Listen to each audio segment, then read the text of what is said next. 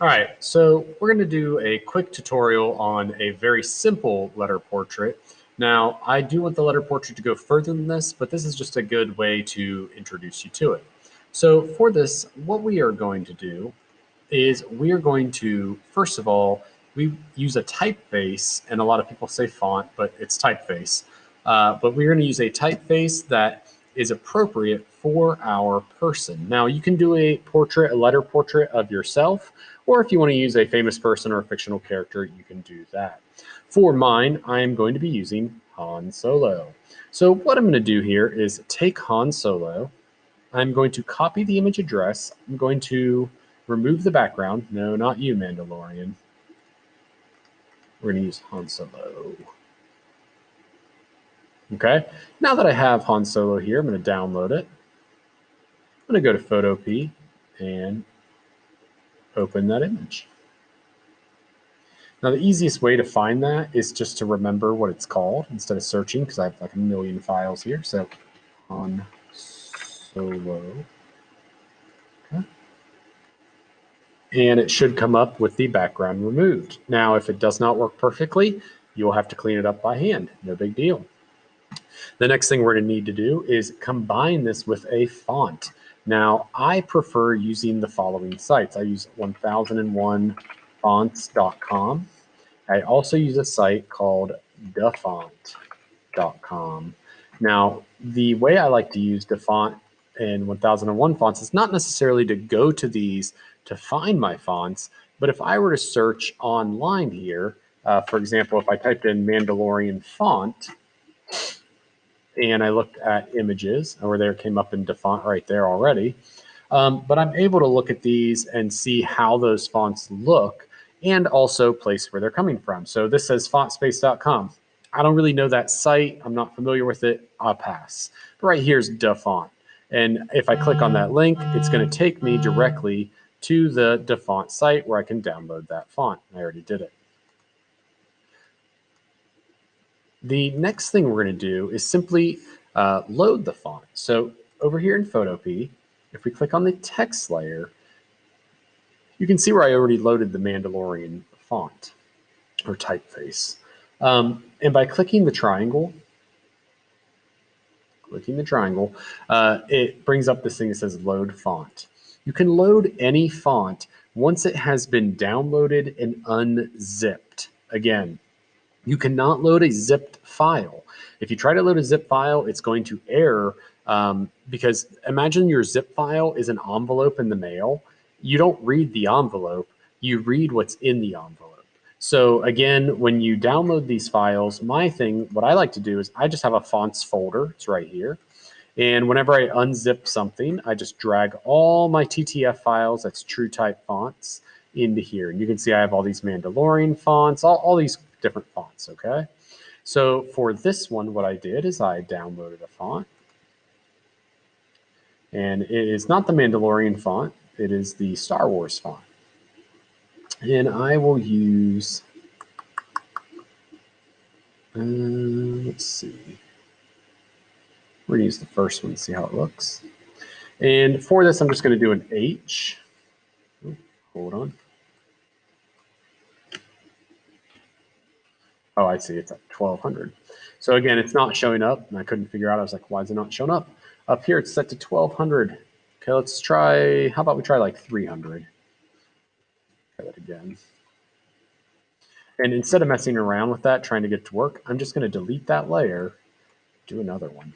So that's way better. Okay. So here I'm going to take that. Ooh, I love that negative. That looks cool. And I'm going to change it to a yellow. Almost, I kind of want it to be more of a like a gold Star Wars style. Okay. And there it is. Now, the next thing I'm going to do is I am going to rasterize just like I would if I had the little square in the corner and I opened and placed it, but I'm going to rasterize this font layer. So I'm going to right click or two finger click, and there's rasterize. Once it's rasterized, you'll notice it no longer has a T. It is now a regular layer. So I can now free transform it. I want to constrain proportions. So I'm going to hold shift as I do this. And I'm definitely going to need more workspace. So before I get any further, remember Control D is deselect. Before I get any further, I am going to take the crop tool and I'm going to give myself more workspace by selecting around the area and hitting enter. It's a very quick, simple way to increase the canvas size. All right, let's see how we're doing here. I think what I'll do, I'm going to need a little more. We can always crop it back down smaller. All right, on the H, what I want to do is kind of have him coming out of it. I think that'd be cool. How do I want him to look? The H is definitely going to have to be bigger. And this is really going to be a problem-solving solution kind of deal here. Because you're not going to just, one size doesn't fit all. So some of you might do this and it will work perfectly. Some of you are going to do this and need to mess around with the letters a little more. And I am messing with the proportions of the H a little bit. I still think it's recognizable as a Star Wars letter. I'll do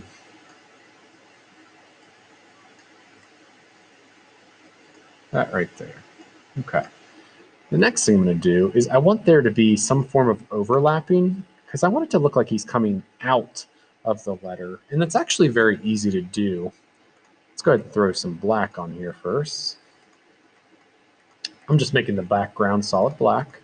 So I really wanted the H. Now it really looks Star Wars like the letter. Now what I'm going to do is actually zoom in a little bit. And I want him to look like he's coming out of the letter. So in order to do that, I'm going to create overlapping. To create overlapping, I'm just going to delete some of the H. So all I need to do is select the area where Han Solo and the H overlap. So while the letter is off, I'm going to kind of do this. And when the letter's back on, we are going to delete the letter layer. Now, it's a little sloppy right now, but we can always clean it up. And another way that we could do this without turning the letter off and on is simply lower the opacity so we can see through both him and the letter. So again, the opacity is right here. So again, I'm just going to do, I'm going to have to do that again. It's not close enough. So again, the navigation tool is your best friend. You always need to zoom in to use it and get it nice and neat. All right, so that's pretty close. Let's see how it looks. And let's go ahead and turn the H all the way back up. And let's crop it. Now you could add more to this if you really wanted. It's not necessary, but we could always do stuff like this.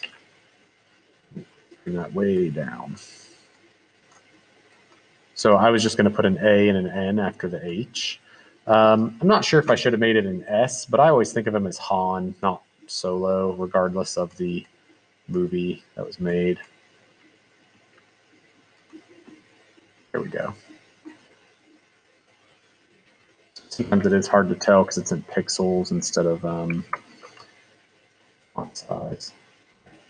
You can always play around with that if you really wanted to, do things like that. You could do that. Me personally, I'm deleting that part because I don't like it. I just wanted the letter, kind of offset it with the weight of his body there.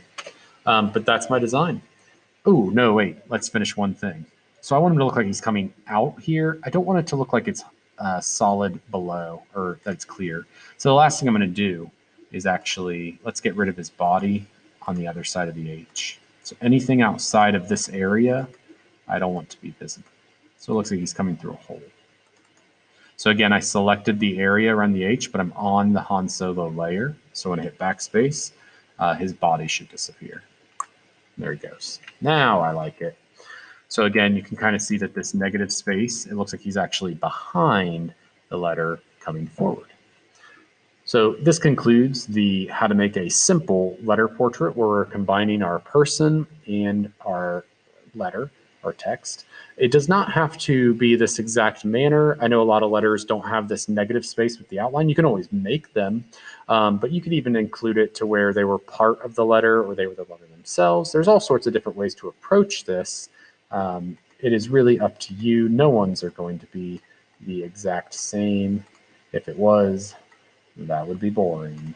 So again, take your time. Hopefully this did help. I'm just going to take this little piece of white and see where the remove.bg missed a little piece here.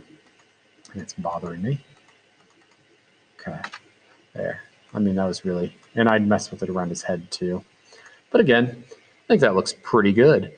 So hopefully this helps you out. Again, this is what we did on our virtual Monday, and you guys can make your own.